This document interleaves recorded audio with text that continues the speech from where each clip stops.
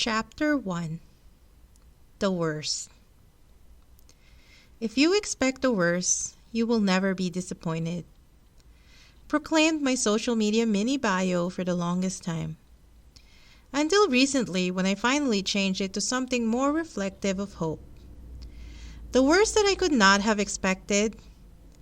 Admitting that I don't have my own identity. Or in Pokémon terms, a Ditto pretending to be a Jigglypuff. Yes, a freaking Ditto. Except it's for personality and not physical appearance. Okay, maybe sometimes physical appearance too. In his book, It Didn't Start With You, it's what Mark Wolynn would refer to as my core complaint and or inherited trauma. By not having my own identity, I was prone to adapting and accommodating. Not necessarily bad, but could be disastrous in excess. I unconsciously took on labels that should not be mine and rejected my origin in the process. You speak English well is not the compliment some people think they are giving. Definitely not to me. For as long as I can remember, my mind has been wired to think in English, even though it's not my mother tongue. Or perhaps it would be, given my circumstances. My parents spent a great deal on my private school education. The books were mostly in English, and at some point, they instituted a fine for not speaking English. Yes, a fine. By the time I started college, I accepted that my grade in my native language classes would always be terrible. I sent an email to a relative and they replied back with a correction of how the word should be properly spelled. It's K-U-M-U-S-T-A,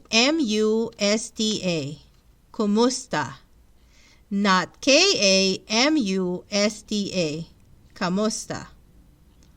From then on, I only wrote in English. Why bother, right? What is the worst that could happen when an identity is rejected?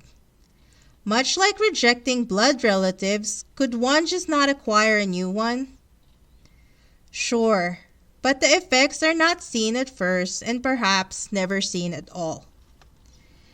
When my family finally received our immigration paperwork, I doubled down on my attempts at eliminating my perceived accent.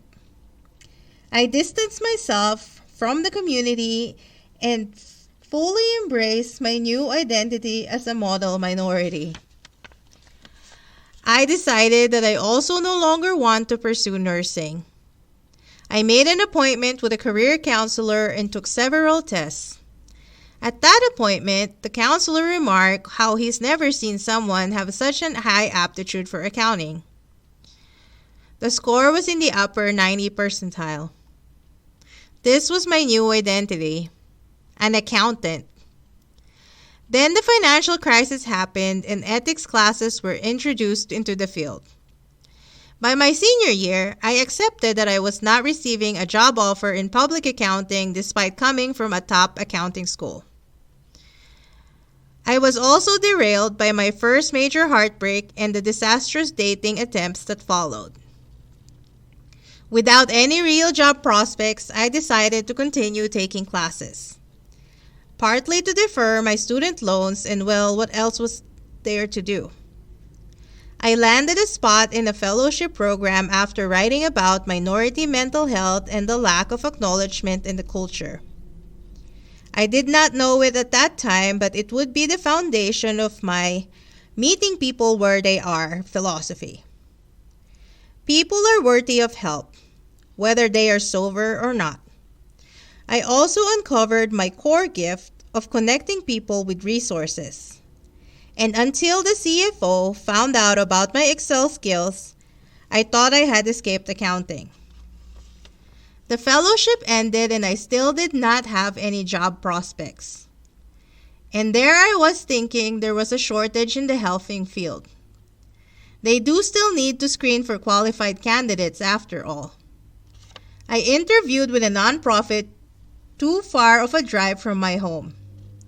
It was a start. I had to start somewhere. I, I convinced myself. I took the chance of moving to a closer location to home and was eventually promoted. I grew so attached to my job and thought I could be there for a while until I was laid off. It was time to move on and start my new adventure. What is the worst that could happen?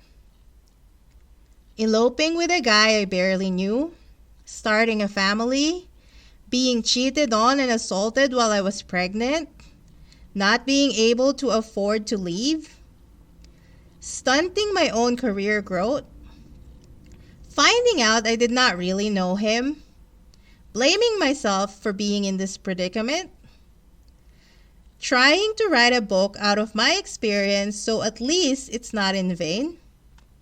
What is the worst that could happen?